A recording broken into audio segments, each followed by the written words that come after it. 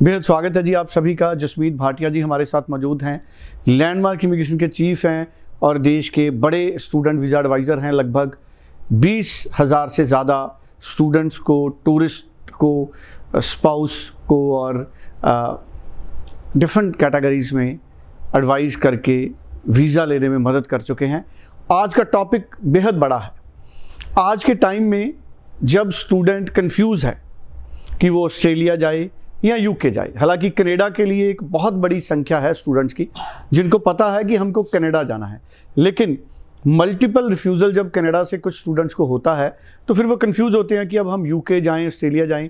तो आज हम एक कंपैरिजन करना चाह रहे हैं जसमीत जी के ज़रिए कनाडा और यूके का। इन दोनों कंट्रीज़ का हम एक कंपैरिजन करते हैं फ़ीस के मद्देनज़र, दोनों में फ़ीस, दोनों में पीआर की पॉसिबिलिटीज़, दोनों में जो पार्ट टाइम वर्क कर सकते हैं हमारे स्टूडेंट्स, और दोनों में इजीली वीज़ा सक्सेस हासिल करने का जो एक मेथड है। ये 3-4 पॉइंट्स हैं जिन पे एक कंपैरिजन करेंगे। और एक्सपेंसेस, कनाडा की पढ़ाई में आपका कितना एक्सपेंस है और यूके में कितना एक्सपेंस है, तो ये सारे बड़े इंपॉर्टेंट फैक्टर हैं जिन पे बात करेंगे। जसमीत जी हमारे साथ हैं। जसमीत जी आपका स्वागत है जी। Hello everyone. जसमीत जी, मैं चाहता हूँ एक कॉम्प्रिहेंसिव कंपैरिजन आप करें कनाडा का, यूके का। स्टूडेंट कैसे तय करे कि उसके लिए कनाडा बेनिफिशियल है या यूके बेनिफिशियल है, और दोनों के नफ़ा नुकसान क्या हैं? सो फर्स्ट ऑफ ऑल तो देखो, कनाडा में अगर आप जाना चाहते हो तो आपके 6 ईच बैंड होने चाहिए आज का जो सिनेरियो है, या पीटी में 58 से ऊपर होने चाहिए। सो यही 2 सिनेरियो में आप कनाडा की अपनी फ़ाइल प्रोसीड कर सकते हो। वेयर एज़ यूके में आप ओवरऑल 6 बैंड, यानी कि 2 मॉड्यूल्स में भी अगर 5.5 बैंड होंगे आपके, तो आप अपना केस प्रोसीड कर सकते हो। बट पीटी में 59 की रिक्वायरमेंट रहेगी यूके के लिए। सेकेंडली अगर मैं बात करूं तो कनाडा में अगर हम जाते हैं, अगर स्टूडेंट का वीज़ा लगता है तो 20 hours of work is allowed.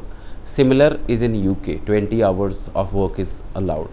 Canada में आप डिप्लोमा के लिए भी जा सकते हो, whereas in UK minimum 3 years bachelors या 1.5 ईयर्स 1 ईयर मास्टर्स के लिए ही आप जा सकते हो। कनाडा में 2 इयर्स की पढ़ाई के बाद आपको 3 साल का वर्क परमिट मिलता है, और 1 साल की पढ़ाई के बाद 1 साल का वर्क परमिट मिलता है।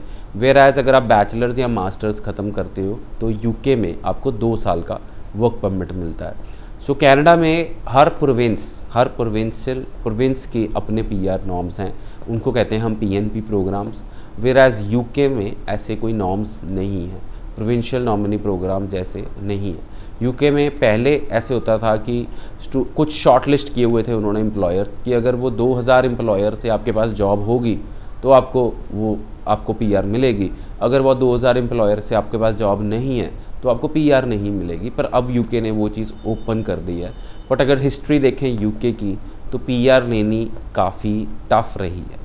फर्स्ट ऑफ ऑल तो उसके पीछे यूके में ये रीज़न हो जाता है कि बच्चे जो यहाँ से बैचलर के लिए जाते हैं उनको पता लग जाता है कि pound is really expensive, and जो साल की फ़ीस देनी है वही बड़ी मुश्किल निकलेगी।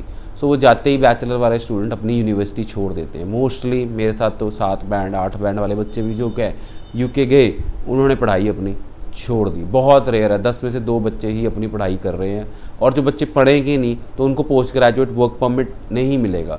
So post graduate work permit नहीं मिलेगा तो पीआर नहीं मिलेगी। वेराज कनाडा में अगर हम 2 साल की पढ़ाई के लिए जाते हैं तो 2 साल की पढ़ाई के बाद आपको 3 साल का वर्क परमिट मिलता है। उसके बाद आपको 1 साल का एक्सपीरियंस के साथ आप अपनी पीआर की फ़ाइल प्रोसीड कर सकते हो। और जो ट्रेंड है पिछले 10-15 साल का कि कनाडा ने जितने लोग बुलाए उसमें से 70 to 80% की पीआर हो चुकी है, which is quite opposite the UK scenario. So right now UK is very new to PR.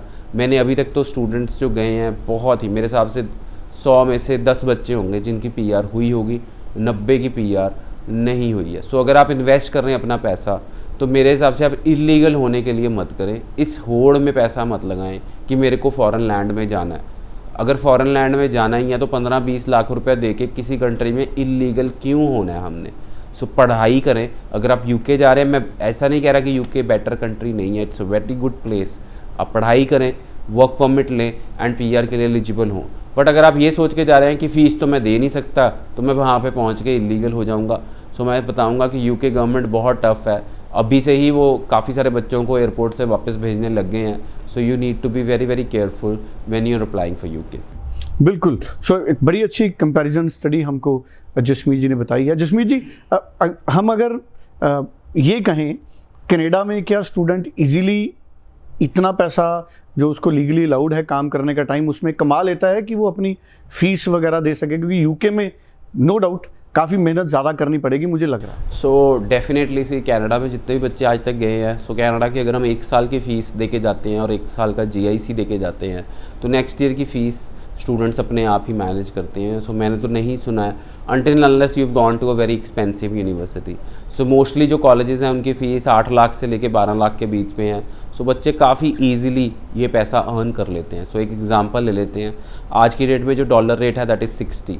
So student who earns part time जो काम करता है वो कम से कम नहीं तो $1200 से लेके $1500 मंथली अर्न कर लेता है। तो 72,000 टू 1 लाख रुपीज़ के बीच में बच्चा पार्ट टाइम में काम कर लेता है, पैसे कमा लेता है। और 4 मंथ्स हॉलीडे रहती हैं, तो 4 मंथ्स हॉलीडे की बात करें तो उसमें बच्चा 1,20,000 टू बीच में 1.5 लाख रुपये कमा लेता है। सो 4 मंथ्स आपने फुल टाइम काम किया, आई कीप द लोएस्ट, आप 5 लाख रुपये तब कमा लेते हैं। और अगर आपने 8 महीने पार्ट टाइम काम किया तो 8 लाख रुपये तब कमा लेते हैं। सो 8 और 4 12 लाख रुपया you make it so that you can easily पे योर नेक्स्ट ईयर्स फीस। और रहने खाने की बात करें तो आप ऑलरेडी $10,000 GIC का आपके पास है ही है, और जो बच्चा नहीं खर्च करता। सो एक एग्जांपल है कि बच्चा इजीली अपने 1 साल की अगले साल की फ़ीस टेक आउट कर लेता है। बिल्कुल ठीक है। सो ये बहुत बड़ी बात जसमीत जी ने बताई है, बहुत बड़ा कंपैरिजन कनाडा और यूके का। फिर भी जैसे कहते हैं कि कंडीशन सप्लाई रहती हैं, ये कई स्टूडेंट बड़े एक्सेप्शनल होते हैं, कुछ केसेस बड़े एक्सेप्शनल होते हैं, वो बात अलग है। लेकिन जनरल जो जसमीत जी ने हमको एक कंपैरिजन स्टडी दी है उससे आपको काफ़ी कुछ समझ आया होगा। फिर भी कोई कन्फ्यूज़न है तो 90413 90412 पे आप जसमीत जी से बात कीजिए। लैंडमार्क के ज़रिए आप कनाडा में भी यूके में भी अपनी फ़ाइल मूव करने के लिए हेल्प ले सकते हैं। पर्सनली मिलिए। लाइव शो 4 बजे जसमीत जी का होता है, उसमें आप कॉल कर सकते हैं। Thank you so much Jasmeet ji. Thank you so much.